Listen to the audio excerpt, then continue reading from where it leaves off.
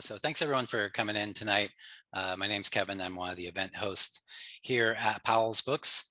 And before we begin, I want to encourage you to check out our lineup of upcoming virtual events by visiting our website at powells.com. One of the many events we're looking forward to is comedian and television writer Tom Scharpling in conversation with writer, director, and fellow comedian Nathan Fielder about Scharpling's new memoir, It Never Ends. That is tomorrow night, July 8th. And if you don't do so already, please follow us on social media. Tonight, we're really excited to welcome the debut of Chris Stuck and Portland writer Kimberly King Parsons. Chris Stuck is a freelance writer and editor living in Portland. He earned an MFA in fiction from George Mason University. He's been a fiction fellow at the Fine Arts Work Center in Provincetown, Massachusetts, the Callaloo Writers Workshop, and the Oregon Literary Arts Fellowship. He's a Pushcart Prize winner. His story is in the new Pushcart Prize anthology, and his work has also been published in American Literary Review, Bennington Review, Electric Literature, Lit Hub, The Millions, Natural Bridge, and many other places. The 9 stories in Stuck's new book, Give My Love to the Savages, illuminate the multifaceted Black experience, exploring the thorny intersections of race, identity, and Black life through an extraordinary cast of characters. From the absurd to the starkly realistic, these stories take aim at the ironies and contradictions of the American racial experience. Stuck traverses the dividing lines and attempts to create meaning from them in unique and unusual ways. Each story considers a marker of our current culture, from uprisings and sly to not-so-sly racism, to Black fetishism and conservatism, to the obstacles placed in front of Black masculinity and Black and interracial relationships by society and circumstance. Ultimately, Give My Love to the Savages is the story of America. With biting humor and careful honesty, Stuck riffs on the dichotomy of love and barbarity, the yin and yang of racial experience, and the difficult and uncertain terrain Black Americans must navigate in pursuit of their desires. Joining Stuck in conversation this evening is Kimberly King Parsons. Parsons' debut collection, Black Light, was longlisted for both the 2019 National Book Award and the Story Prize. It was a finalist for the 2020 Edmund White Award for debut fiction and also the Oregon Book Awards. She lives with her family in Portland, Oregon, where both authors are joining us tonight. This evening's event includes an audience Q&A. You can use the Q&A button at the bottom of your screen if you'd like to ask a question. If someone has typed a question that you like as well, you can give it the thumbs up. And most importantly, please consider supporting Chris and Powell's by purchasing a copy of his new collection from us.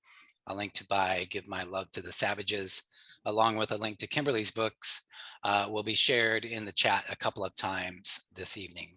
Chris, Kimberly, it's really great to see you both. Welcome tonight, and thanks for joining us.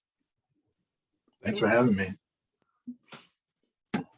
So should I just start reading, Kim? Let's do it. Yeah. So here's my book, Give My Love to Savages, came out yesterday. So pretty. It is. Yeah, it's 9 stories, like Kevin said, and I'm gonna read a little bit from the first one. This is probably the most autobiographical story I'll ever write in my life. It's called Every Time They Call You Nigger. It happens first in kindergarten. You're 5. You and your classmates are playing soccer against the first graders. This is at St. James Catholic School in Falls Church, Virginia, a school your parents will soon decide is too goddamn expensive.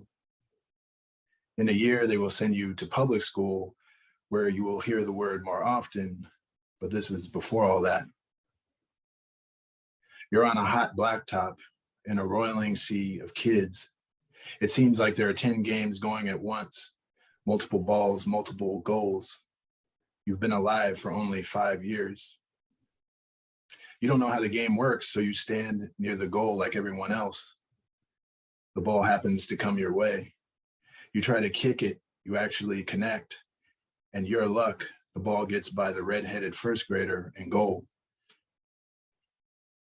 Everyone goes crazy except him. He looks back at you with fire in his freckled face.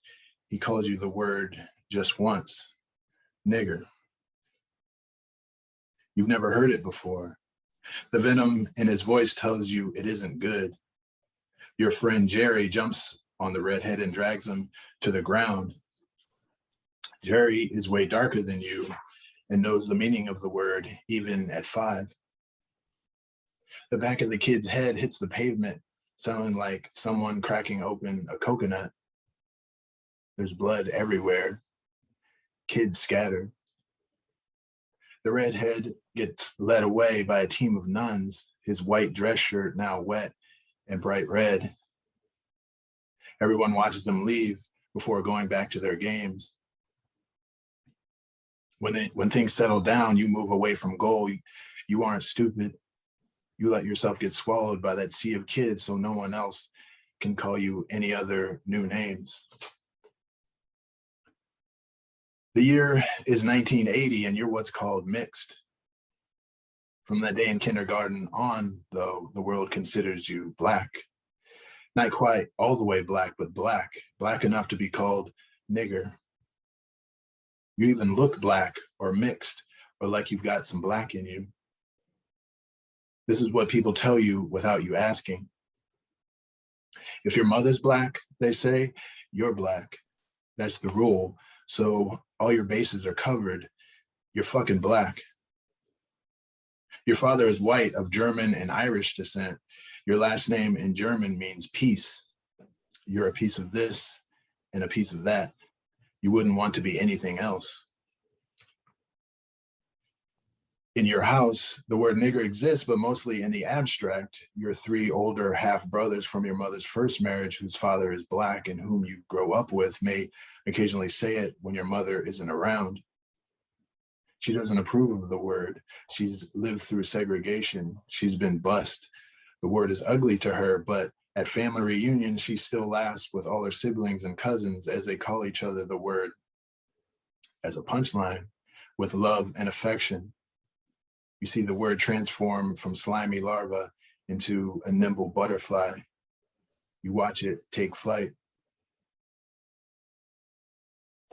I'll stop there. Thank you so much for reading that. And I'm always so happy to support short story writers in general, just because I love the form and write short stories myself, especially ones from my city. But I felt when I started reading this book, within maybe 2 paragraphs, I was like, oh shit, like this is something that I've never heard before. Like this is a voice that feels completely unique and really exciting in a way that I hadn't seen. And I'm so happy to be here talking with you tonight. Thank you. So I guess the first thing I want to say is, you know, you do such a great job of perfectly calibrating between satire and humor and heart throughout the whole collection. And you seem to be, based on like Twitter, I mean, we don't know each other personally, but based on Twitter, you seem to be like a funny person, somebody who humor is like important to. And I wonder if when you're writing these stories, if you're conscious of that balance of layering in the sort of moments where you can be funny and light. I mean, whether it's like, you know, these alcoholics guarding a wax museum, or this like kind of ridiculous couple on vacation in Mexico, or literally a 6-foot-tall dick. Like there's so many, such a range of different characters. But at the same time, there's always heart in every story. Like there's always these moments where there's like real depth of human emotion. So while I was reading, I would be laughing, and then I would also be like, oh, like I would feel my stomach drop. And I wondered if that's something that you sort of naturally are just gifted at doing, or is that something that you had to sort of work at over time, like layering in all those elements? I mean, I definitely had to work at it.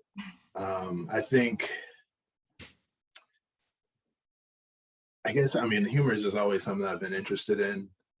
Even like back in the day, like watching like comedy. I don't know if people remember like Comedy Central at one point would they, instead of putting on the stuff they have now, like this is way before the Chappelle Show and stuff, they used to have just like stand-up comics sort of like playing, like MTV used to play videos. So I used to watch that stuff all the time. I used to listen to, you know, comedy records and stuff. But at the same time, I was really into like realistic short stories.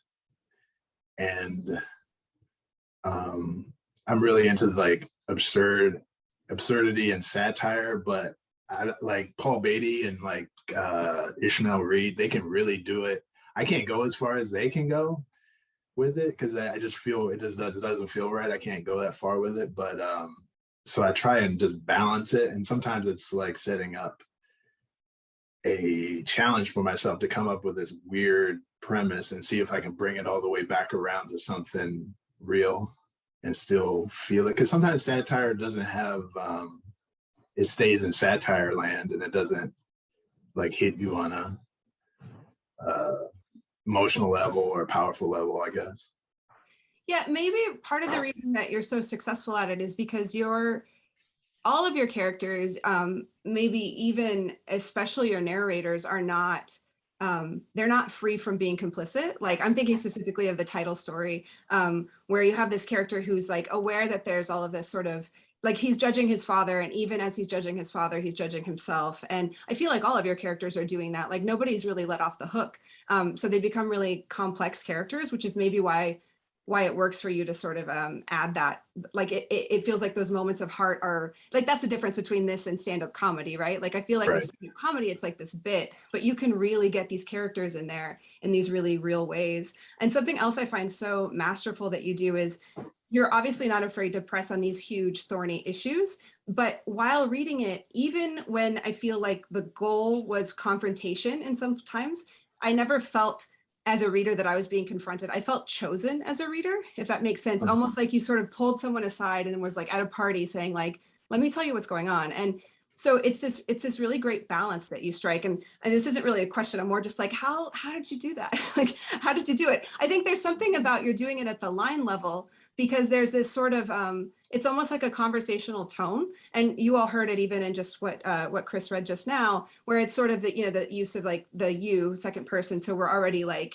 okay, so tell me like what's going on. But there's just something, it's not pretentious or elevated in a way that I'm like, I don't understand this person's experience. I'm like, I immediately understand and click into this person's perspective. But I guess like, I'm like, is that a question? I'm like, maybe it's this question. How aware of the reader are you as you're writing? I'm very aware. But it's not like I can't do flowery language or like I'm not a poet. You know, certain people can like be very poetic and stuff. That's just I can't do that. And I guess most of the time I just wanted to sound like someone talking. So and I'm really into voice and just to I don't know, I guess it's like get to the nitty gritty basically and not really beat around the bush a little bit too much with language. Like I'm not really a language writer. I'm just trying to convey information to the reader in like I'm really into like snappy writing. I don't know. I grew up reading like my dad's Elmore Leonard novels. So a lot of that stuff has like snap to it. And then and I think that's what it is. A lot of my style, if you want to call it that, is just all these different things brought in, like reading my mother's Toni Morrison books and reading my dad's Elmore Leonard books, and then reading Tobias Wolff, like in college, you know, or Raymond Carver, and just getting all these different influences and put them together in one thing. But yeah, I'm definitely aware of the reader or audience, but at the end of the day, I'm just trying to amuse myself. Like that, the Dick story, that was the last story I wrote for the collection, and I had another story in there that I actually took out because it just didn't fit the collection. It was kind of a little too long. And I was looking at the collection and kind of, I thought I needed one more story like about masculinity and sort of the absurdity of guys and how absurd guys can be and how we can just fuck shit up for the world basically. And as far as like people being complicit, I don't know, I think it's all about complications and complicating stories. So because none of the dudes in here are like as bad as like Harvey Weinstein or something, but they're nice enough to realize they're assholes and know that I got to do something about this. Whether it's like you're a Black Republican that gets a skin disease and you kind of, some of these characters are sort of getting their comeuppance, I guess. Right. But I didn't want it to be like, that's the whole point, you know what I mean? Sometimes it just happens. I mean, it's happened to me, not to this degree, obviously, but you know, and then I just thought it'd be funny to write a story about a guy who one day woke up and he was a 6 foot tall penis. And I don't know, I thought my editor was going to be like, yo, this story's out of here. But she loved it. And so I was really surprised by that. Well, that's maybe the sort of, this is a question I had for a little bit later, but it's sort of a natural progression. I was going to ask you how everybody who's published a book knows there's like this team of people that helps you do it. You have your agent and your editor and publicity and all this, and also like even your mentors and maybe a writing group. And I guess I would just wondered, maybe two things. One is like, what is your relationship with some of those people, if you want to talk about them a little bit and like how they helped with this book? And then two is, how different is the book that we will all read versus what you maybe sent to your agent originally, or the one that you were shopping around in the first place? Yeah, I mean, there's a huge team that helped me all the way with this. First is Dan Mandel, he's my agent, and he jumped on the manuscript immediately. Like, that's another thing people don't realize, how long it takes to publish a book. Like, dude, that was like 3 years ago when I hooked up with him, and then he sent it out. You know, I was getting some nice feedback, but you know, no one was biting on it. And then eventually he sent it to my editor, Tracy Sherrod at Amistad. And she was just cool from the get-go. And so about how different it is, like I said, there was a story, the original manuscript had a story that I took out. And by the time I got to Tracy, it had the Dick story in there already. And it was, by then I'd kind of like, I got some feedback from editors, and they were, you know, I could just tell sometimes you can tell who's your reader and who isn't. So then I was like, And there was, you know, the book's never done anyway. So like, I figured out, let me do this, and then maybe we can send it out again. And then we did, and it worked out. But the Portland story in this book got fixed up because Tracy, my editor, was right that it needed a lot of work. And also it was mostly cutting things back and to heighten the tension in the stories and just to make it snap better for me, you know. It's weird because sometimes I just got these books probably about a week ago, so I'm looking through them and I can remember the old language. Yeah. Because sometimes I had like onlys and justs in the wrong spot, and the copy editor fixed them, and I almost want to say them the old way, you know. Yeah, there's like a ghost draft. It's like a ghost version. Every time you read, you remember the first version. Yeah. And the whole time I was reading, I could tell, I could read that, or I could recite that just from memory, you know, and like the whole time I'm reading, I'm like, am I actually reading this? Is this? It was weird, but then after that, you know, my publicity people have been amazing, and just getting the book out there and getting attention for it. It's pretty crazy because at one point, you know, nobody wanted the book, and I was ready to give this book away for like a Happy Meal, like give it to like a small press or anyone who wanted to just publish it, you know, because I just wanted to move on to the next book. But luckily it worked out. Well, yeah. And so this is two things. One is like, this is just shows the what your publicity team is doing for you. Because I saw that you had this this essay listicle thing in LitHub today about unlinked story collections, which I like, as I wrote one of those and I like them a lot anyway. But you know, it's interesting to think about how those books influenced you and influenced the process. But I also wonder, since you're writing these stories, when you are writing an unlinked collection and you're doing kind of like bananas stuff, like I'm gonna have a dick story, and suddenly your editor is like on board for it. It must feel really good. You must just be like, this is great. Like this person gets what I'm trying to do. And but then, so because linked collections have this sort of external or an internal organizing principle, right? Because you're like maybe establishing characters or you're moving chronologically. For unlinked collections, you don't have that. And so I wondered, I always think of collections as like a mixtape where you're sort of like trying to evoke a particular emotion in your reader.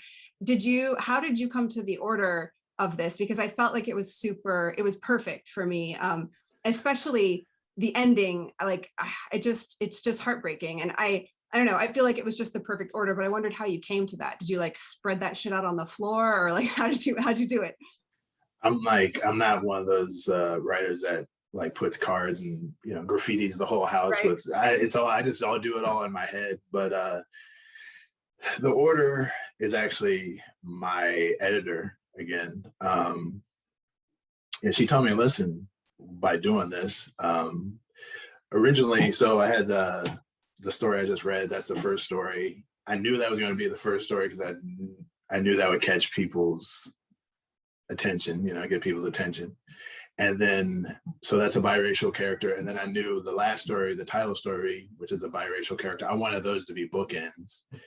But as far as the middle, like the dick story, I buried that in the collection because I was like, no one's going to want to read this, too early in the book. You got to bury the dick. Yeah. And so I know I didn't think anyone would want, I give them a few warm-up stories before they get to a talking penis, basically. Yeah. I think that's the right move. Because yeah. also you're getting people on board and they're like, this is a serious writer. Like this isn't a joke. This is like for real. But that's great. I think that's really smart. Yeah, but she after we went back and forth with edits, she sent me a new version.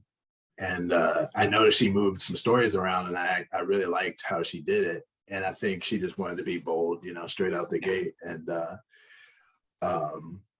but pretty much everything else was the way I had it. She just moved that one up to the second story. And I was still very nervous about it just because, some people are going to be into that. Like some people, I don't know, it's really weird. That was a weird story to write because I had to actually, what's the word? Fully imagine the story, and fully imagine a guy's a penis and he's got arms, right. And he's got like, what does he look like, and what's he wear and stuff like that. So like the logistics of it, yeah, exactly, and it's just like, I'm like, no, Hollywood is not optioning this story because like, how are they gonna? You never know. So yeah, but that's all my editor Tracy. She made it bold and beautiful. So well, the whole book feels really, I think because of those decisions, it feels really sure-footed and really bold. And like right out of the gate, it's like I don't feel like I just feel like these are big decisions. Like they're big, strong decisions that are being made and big, bold strokes, which is great. And I think what happens is you find like the weirder your shit is, the quicker you find your people, honestly. Right. And it's almost like you can weed people out too, because you're like, hey, if this isn't for you, then I'm not for you, like then you can just move on to something else. But I noticed in the thing for Lit Hub today, you said that you had gotten feedback from an editor who you think didn't even read the book, who like passed on it immediately, who said, tell me when these stories are linked and tell me when you have a novel out. And you were just like, okay, this isn't my editor. And obviously you don't ever want to be represented by someone or like represented as an agent or like sell a book to someone who doesn't get what you're trying to do. Right. But I wondered if, did you write a novel? I know, like, are you working on a novel? Are you against novels? Are you, like, as a short story writer myself, like I came into it with this idea of like, I knew whoever bought the book, I wanted that not to be like an appetizer for a novel. I wanted it to stand on its own because I really just respect the form so tremendously. But have you written a novel since this, or did you have a novel? Yeah, I've written a novel. I've written a bunch of novels. Like I originally got my MFA in 2001, and I was like young, straight out of undergraduate, and so I was like 25 when I got that, and I was just writing stories. I was actually writing like this back then, but I kind of got sidetracked with writing a novel and sort of just, I was 25. I was smoking crazy amounts of weed and drinking, and I was just went down the wrong path, and I kind of went into kind of like The Wire, kind of like not street lit really, but like anyway. So I kind of went down that path, and it just really wasn't me. So I had a novel I was holding on to for like 10 years, just trying to make it work, and it just didn't feel right. It was kind of stiff, and then eventually I had to let it go. And I actually had interest on that novel for like 2 seconds from an editor at Amistad a long time ago, before my editor there, editor Tracy, was there. And she read the story Cowboys, the Wax Museum story, and she's like, "Yo, do you got a novel?" And I sent it, and she's like, "Oh, this isn't as good as the story." I was like, "Oh yeah, you're probably right." So then I was like, "Oh, that's the final nail in the coffin, get rid of that." So then tried to write another novel, and wasn't working. It was too way out. And then I kind of dialed it back and went back to what I really fell in love with, which was stories. Actually, I was very anti-novel for a long time. I was writing novels just because that's what they tell you to write.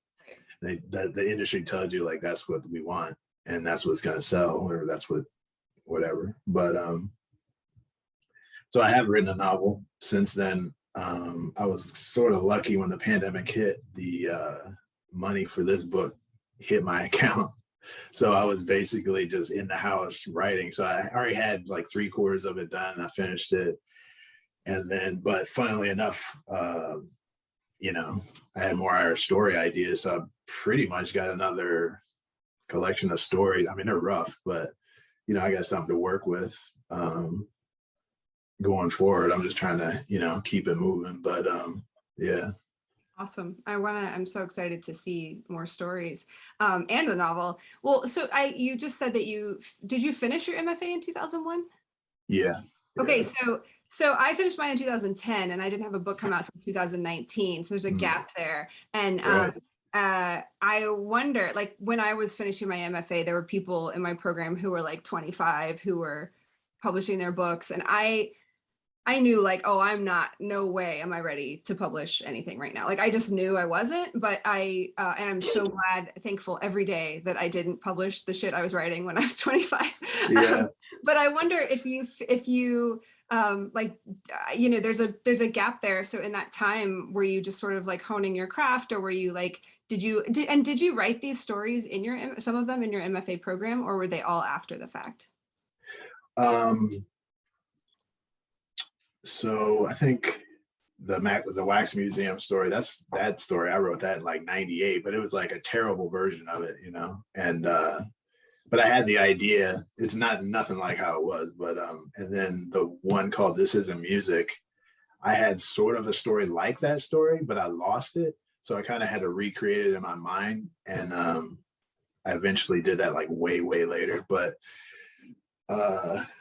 so basically when I got out of grad school, I had some success right away. I got some fellowships, but I wasn't super focused, and they taught me a lot, but eventually, I didn't keep getting them. I didn't keep getting these opportunities. So eventually I had to just go back to the real world, and I really had to I think what it was, I used to write like, just because I'm writing, this is going to work. And so I didn't really have any analytical skills. I didn't really bone up on like, why do I like this story? Like say whatever, I don't know, some other person's story. Why do I like this story? And it wasn't until I really like started rereading and like figuring out how each writer sort of does their magic trick, I guess. So yeah, it took me a long time. Plus I had to, grow up, and I was 25, when I got I mean, that was crazy.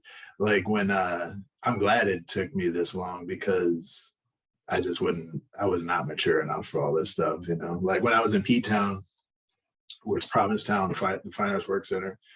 While we were there, they had an editor come, and she was Jonathan Safran Foer's editor, and she came and told, and he was younger than us. He was like 23, and I was the youngest person there. I think me and another poet were the youngest people at this residency, and she was telling us about him, and I was just like, I couldn't have dealt with that kind of attention. You know, I can barely deal with this right now, and I'm 40 freaking 5. You know what I mean? Like I'm nervous as hell with this book coming out. If I was 26, 27, I see writers that are come out really young. I'm just like, man, y'all are way smarter than me. You know, I could not have done it. Smarter or dumber, it just depends. Like, because I feel like maybe you can also like peak early. I don't know. I feel like everybody's time. That's true. Or like you were saying, it's like you find the right editor at the right time. You like your path like reveals itself to you. Yeah. But so how did you know? Like, because I mean, unfortunately, for better or worse, people tend to think of short stories as like practice in workshops, right? Like they're easy to workshop because you can read the whole thing and have feedback on it in one class session. But how did you know, like, this is actually a collection? Like, this is for real. I know you did win a pushcart prize, but was that after you already sold the book, or was it before? It was after. Yeah. It was after. Oh, okay, cool. Yeah. Well, because I was going to say, like, if you won a pushcart prize, you'd be like, oh, okay, yeah. Right. Yeah.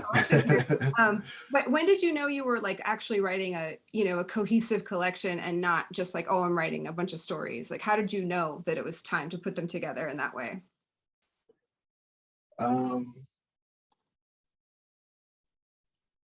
guess when they just started working, these stories took so long to actually work. Like I knew the ideas were dope, but like they just didn't feel right. They didn't hit the way I wanted them to hit. And I just kept working on them.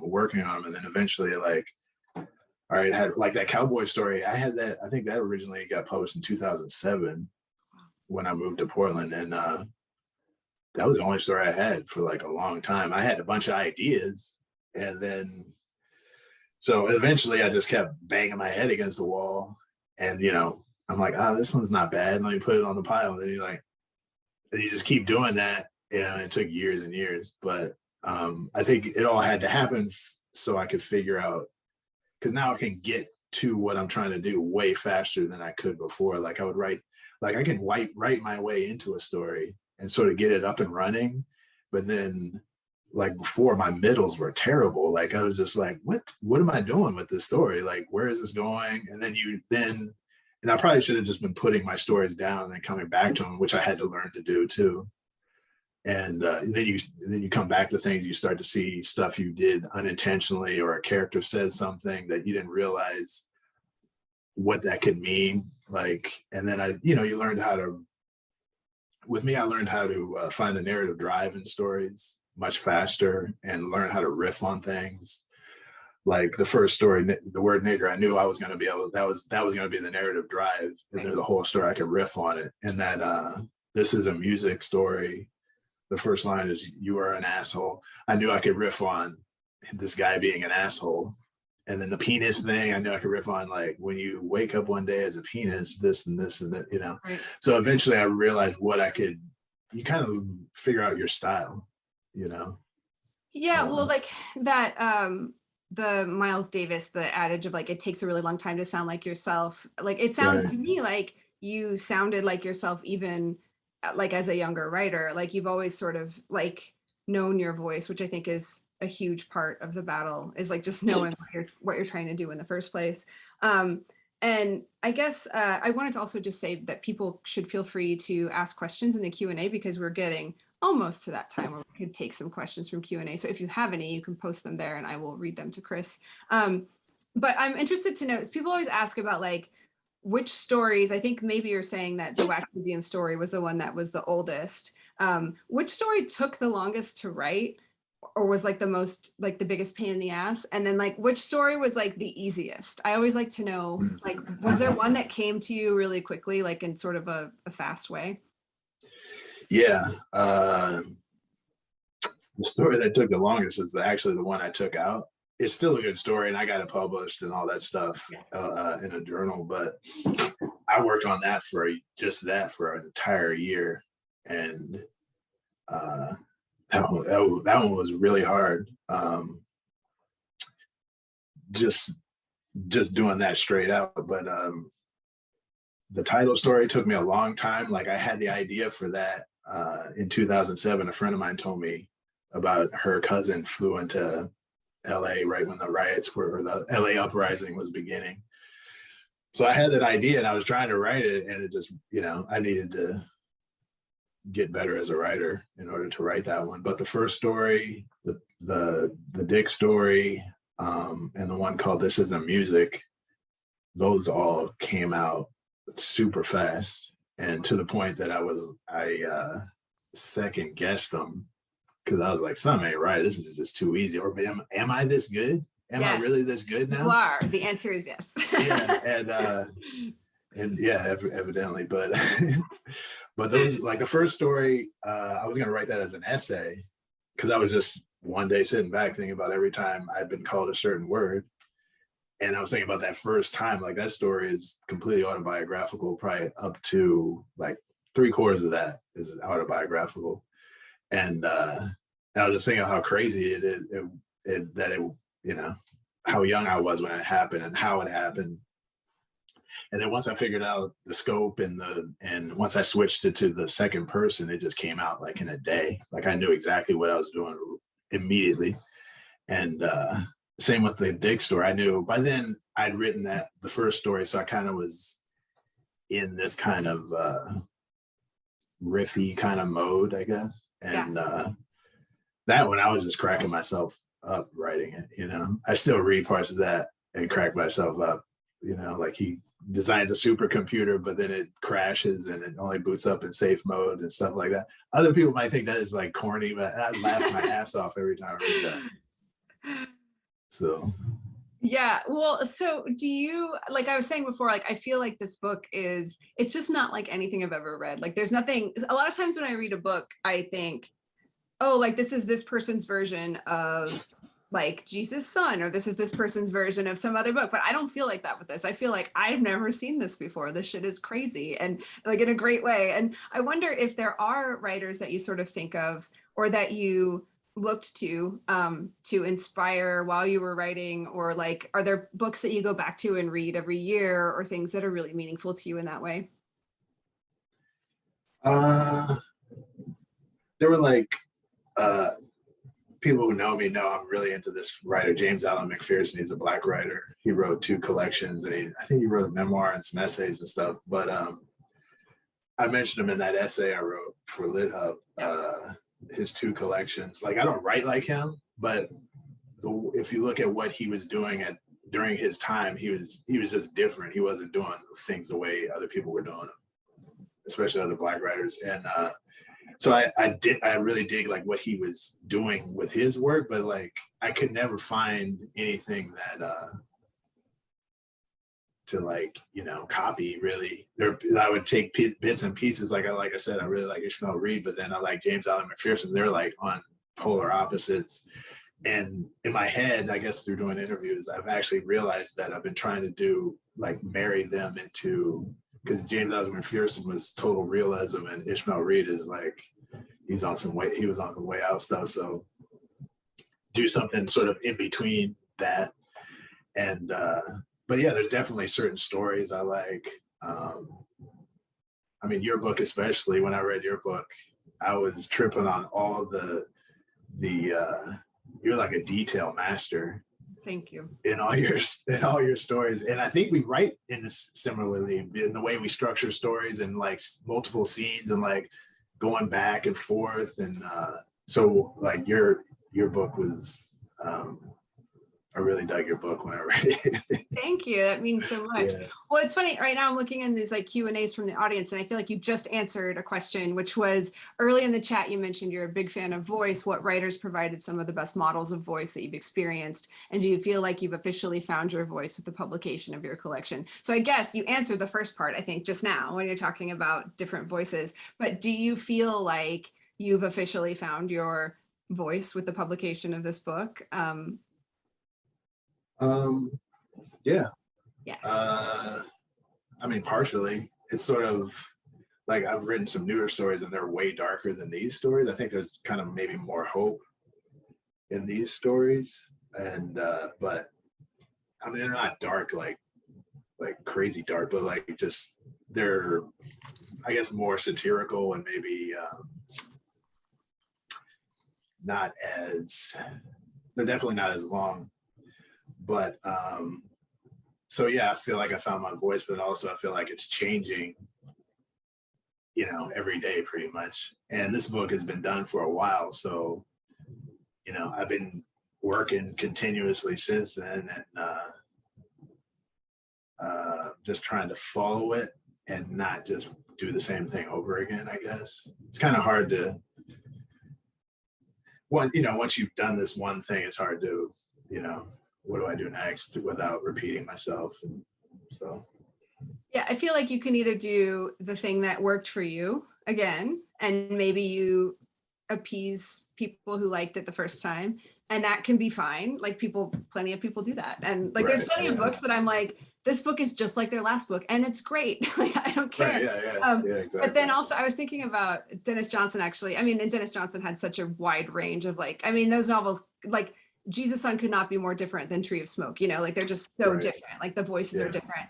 And he was always talking about like, you move quickly, like you write a bunch of stuff. Even if you write a shitty book in the middle, you want to like get to the next book because maybe it's the next one that's going to be the thing. Yeah. I guess it just depends on like levels of how prolific you are.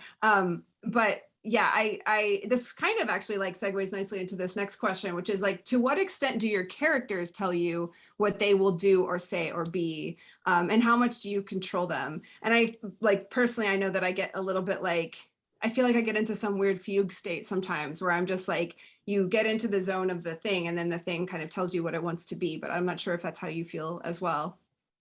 Yeah, definitely.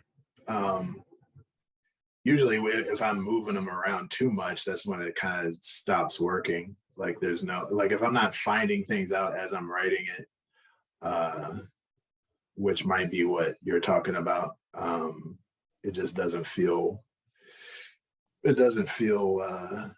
magical, I guess. And like the first story, at some point I had to veer away from my life and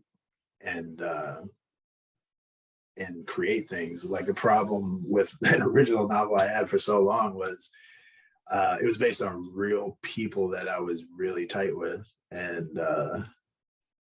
there was no room for me to make things up and be creative, and so it was just kind of stiff. And I think when I'm writing something, if I'm not finding things out as I'm going and being surprised and all of a sudden realizing, oh, this, you know, something about a character, or getting stuck. Sometimes I'll get stuck, and like I don't really write. I get stuck. Sometimes I don't really write drafts. I just start at the beginning, and wherever I got stuck, I'll just try and keep moving. And then by the time I get to the ending, like that's it. That's the draft, you know. Yeah. So my first real draft is probably like 100 drafts, and I just go by feel. It's all feel. And if it doesn't feel right, and then I hit a wall, then I'm like, all right, well, go back to the beginning, and what am I not seeing? And then sometimes you'll read a word. Sometimes you'll phrase a sentence a certain way. You're like, oh, and it makes, you know, you're like, oh, this is what this story is about. And then you backtrack, think about how you can maybe make it work. And then, so yeah, the characters, I mean, it's weird. They're in control, but they're not in control. And I'm in control, but I'm not in control at the same time. Yeah, it's like magic. I mean, it's magic. Yeah, pretty much. Well, I like how you know, with when you're talking about this like stand-up comedy, there's always this, you know, like the callback, right? So like you set things up and you're telling the jokes, and then you can do this like great moment. If you're doing a set well, like you can do, I'm not a stand-up comedian by any means, but I really appreciate it as an art form. I think it's so hard. Like imagine doing all of the same stuff that you're doing in a story, but doing it live in front of people. And like, that's terrifying. Right. But the idea of like a moment comes for a callback, and you're like, it's like those openings present themselves and you don't know where they're going to be. And that's what I think happens in the drafting process, is like suddenly you're like, oh, well, this is a perfect time to bring this back, or do it in that way. Right. So cool. So one last question from me. And then if anybody else has any other questions, oh, hold on, there's another one here. Can you comment on how the ongoing social justice equity movement influenced your writing and thoughts? It influenced it a lot. Actually, when I moved to Portland in 2007, I didn't have a job, and I just answered a Craigslist ad, and I got it. You know, we all know Portland's white as hell, right? And I answered a Craigslist ad, and I got a job at a diversity consultant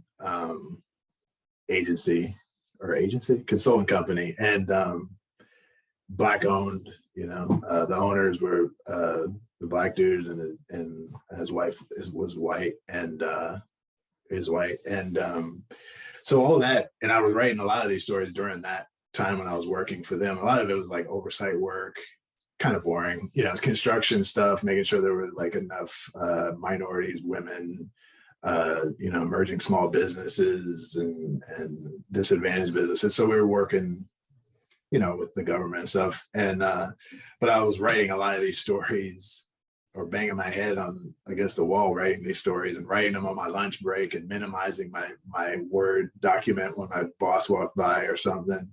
And so yeah, definitely that had something to do with it. But then also this summer, I think that's why these new stories came out of me so fast, is because of George Floyd and Black Lives Matter. And I don't know. I mean, I wasn't directly writing about George Floyd or even Black Lives Matter. It's just like that stuff was just in the air.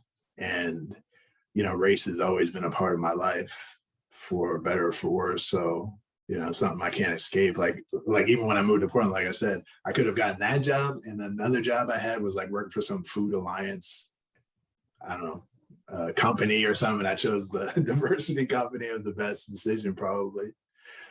But anyway, yeah, that stuff has always been swirling around my head. So I think it definitely feeds into what I write. Yeah. And have you read anything, like, are there any writers, are you reading anything really cool right now that you find really exciting? Or I'm sure that you have plenty of writer friends who are writing books right now also. I don't know if there's anything that you're like particularly excited about that might be coming out soon, or just like a book to recommend. Besides the one you already did for Lit Hub. Sorry, I know you did. Right, yeah. That's the thing. I'm an old head, so like I'm late on like a lot of new books. I can just tell you like writers that I dig just right now. I mean, obviously there's you, but then there's like Nafisa Thompson Spires is dope. Who else? Jamel Brinkley, Nana Kwame Adjei-Brenyah. Yeah. I feel like they're like whatever, if you want to call them siblings, and what you're trying to do, and like it's cool that they're doing their thing, you know, and keeping it open for people like, you know, me to come through. Like obviously my big bro Matt Johnson, I don't know if you know him. I do, yeah, Victor LaValle. Like I've known Matt since like 2007, and Victor LaValle. Yeah, but I read a lot of old stuff, and like the books in that Lit Hub essay, you know, James Baldwin, and obviously James Allen McPherson, and you know, ZZ Packer, and yeah. I saw Sam the Cat in there. I was like, that's I love Matt Clam. Yeah, Matt's dope. He told me about Provincetown. Actually, he came to my MFA program right when that book came out. Actually, that's how old I am, and I was just really I love that book. I love that book a lot. Yeah, me too. Yeah. Well, awesome. Thank you so much for talking with me, and congratulations. And I'm so excited to see what else happens with this book. I know you're at the beginning of a really cool tour. I was looking at your list of people that you're going to be talking with, and everybody should sort of follow along. And if you're interested, go do more Zoom calls, watch more stuff, Zoom events with Chris as he does his like digital book tour. But yeah, I'm so excited for this book and for everybody to read it. And thank you so much for inviting me to talk with you. Yeah, thanks for doing it. I really appreciate it. Oh, and somebody says, what's next on the book tour? I guess that's one last question. What's next? The next event is on Friday at Brookline Booksmith. with Chaya. Oh man, I'm gonna butcher a lot. Buneswar, I believe that's how you say her last name. Yeah, so that's on Friday at, I believe, 7 p.m. Eastern, 4 p.m. Pacific. Awesome. Yeah. All right. Thanks, Chris. Thanks, Kimberly. So for everyone at home, I put in some links in the chat. You can check those out. And also make sure to check out our YouTube channel, which I just put in the chat as well. And you can watch all of this last year of the Zoom age of Powell's events. And this event will probably be popping up there tomorrow at some point. So you can rewatch it, tell your friends about it. So there's the link for that. And I will also put in, once again, the link to Chris's excellent book. This is what it looks like. I like how it's like so shiny there too. The cover is incredible. I should have asked you about Nice the shine. cover, but I love it. Did you love it right away when you saw that Yeah, cover? yeah. I knew that was it. Yeah. Yeah, and there's Kimberly's great book, one of my favorite books.